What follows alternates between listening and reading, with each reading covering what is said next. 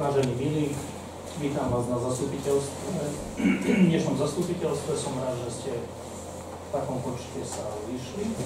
Prvému bodu, čo sa týka mandátu pani Vincovej, schválili. K tomu jednoznačne môžem povedať a potvrdiť to, že čo sa týka rozporu medzi mandátom pani Vincovej, to musí je iná inštancia, ktorá musí rozhodnúť.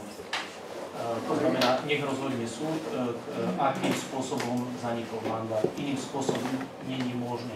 Preto, lebo právne akty boli vydané, právne akty sú platné. Všetky právne akty, ktoré boli odovzdané o vzdaní sa pani Vincovej, boli jej dané.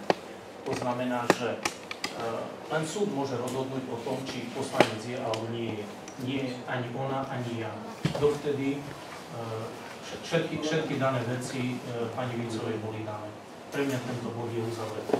Ale pre mňa nie, pán starosta. Teraz nám tu dokladuje pán starosta moje vzdanie sa. Dôkazy o mojom vzdaní sa. Nie však, dôkazy o mojom vzdaní sa. Pani Vincová. Teraz hneď, pán starosta. Ja ťa žiadam. Listiny, tomu som vám Listiny fiktívna a normálna. Áno, mám dve. Pre mňa tento bod je uzavretý. Ale pre mňa nie. Dôkaz o vzdaní sa. Pani Vincová. Ja ťa žiadam, pán starosta. Pre mňa je táto téma uzavretá, preto lebo všetky tieto veci môžem dať súdu a nech súd preverí danú platnosť. Ty si uvedomuješ, čo ty rozprávaš teraz? Áno. Lebo ja som si vedomá, čo som rozprávala. Aj ja. Ja viem veľmi dobre celú nahrávku. Tieto takže veci. Predlož tú nahrávku a ukáž, že som povedala toto, čo je tam takisto zapísané. máte aj vy možnosť, takisto aj nie možnosť, ty predlož, lebo ty si ma zbavil mandátu. Ty predlož, zbavil si ma mandátu. Ja som vám dal to, čo máte. Ďalné rozpory môže rozhodnúť len súd, nikto iný. Bodka. Pre mňa táto téma je uzavretá. Pre teba, ale pre mňa nie. Poriadku. Dotazovali ste sa, nech rozhodne súd. Ja sa ešte pýtam, pán starosta, prečo mi bolo oznámené, že som sa vzdala mandátu v septembri? Vážená pani. Vážený pán starosta, prečo? Pre mňa je táto téma uzavretá. Bodka. Čo sa týka veci ku poslankyni pani Vincovej, poslankyni bývalej poslankyne Vincovej, ja som naďalej poslankyňa. Od toho je súd, aby rozhodol. Ty predlož relevantný dôkaz pre poslancov. Pre poslanci nevedeli, poslanci nemáme nič. Táto téma je uzavretá. V septembri zbavil poslankyňu mandátu v júni?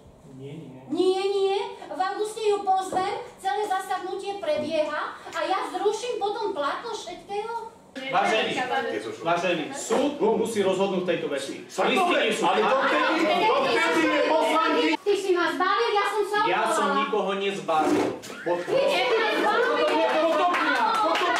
Potom je poslankyňa. Ak pani konala, rozprávala, ja som musel konať v zmysle zákona a nikto iný nemôže rozhodnúť v tej veci len súd. Ja sa dotujem, že v septembri si na to prišiel až. Povedz mi teraz, ktorý paragraf a ktorý zákon o tom pojednáva, čo si teraz povedal. Že o tom má rozhodnúť súd. Bola podaná v podstate zo strany pani Vincovej, dotazuje sa, nech rozhodne súd. Druhý bod, moment, nie. Tieto body sú spojené a sú pre mňa uzavreté. Návrh na prerušenie dal poslanec, tak ho rešpektuj, pán Prerušenie čoho? Schôdze na 10 minút. Dôvod?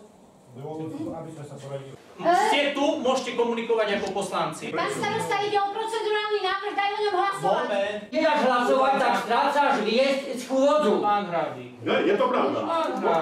Nie, Určite dôvod, nie je dôvod.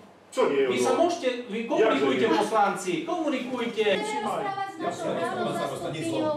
Takto, ja som mestský poslanec Košic, a ja vám poviem jednu vec, toto, čo tu vidím, ako vám poviem pravdu, to je niečo dehonestujúce vôbec samosprávu, ako dehonestujúce, a chcem povedať jednu vec, ak je procedurálny návrh, ešte raz chcem povedať, ste povinní dať hlasovať, to je jedno, či chce zákon, alebo čo, to je jedno. Chcú, ešte raz, nie. Poradiť sa chceli, povedal to jasne poslanec. Áno.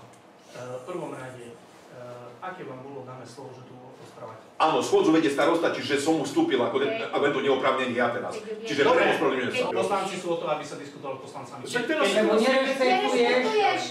Ale by ste mali rešpektovať naozaj toto, čo vidím naozaj, to je... Ako ticho som nebudem povedať. takisto To je reaguje. porušovanie zákona. Nie je porušovanie zákona. Je. Čo sa týka v poriadku, ak tu len za každým 5 minút. chcete 5 minút. 5 minút. 5 minút. Áno. Daj hlasovať. 5 minút. Daj hlasovať. Však daj hlasovať. Dávam hlasovať. Kto je za? 5 minút. Pokračujeme v týchto bodoch, tak to znamená, že prvý je ukončený. Prvý nie je ukončený. Dobre, Na tomto vážení, bod číslo 1, bod číslo 2, od toho je príslušný súd, aby rozhodol bod. Nie, žiadna bodka, pán starosta. Bodu číslo 1 a 2 je rozhodne súd bod. Ale ona musela... Tieto body sú ukončené. Nie sú ukončené, pán starosta. K tomu môže rozhodovať len súd. Nie, Ukáž nám sľub poslankyne. Súd má rozhodovať o tom, že kedy ona... Ukáž nám sľub. Sľub? No, či čo? Kedy prebehol sľub novej poslankyne? Toto som sa pýtal. Sľub prebehol následne v zmysle platnej Dokaz, legislatívy. tu. Vážení, minule sme o tejto veci rozprávali. Nerozprávali sa. Tieto body sú pre mňa uzavreté. Nie, áno, pre nás nie. Môžete vy rozprávať, čo chcete, vy nie ste poslankyňa. Ja som poslankyňa, kým súd nevyriekne inak. Áno, tak vy svoje si myslíte. Predlož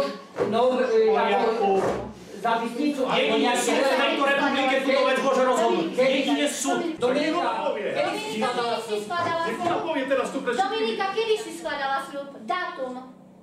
To si už nepamätám presne. no tak predlož, presvedčenie, predlož. Sedíš medzi nami. Kto bol prítomný pri jej skladaní sľubu? Meny, Dominika, kto tam Pani. bol?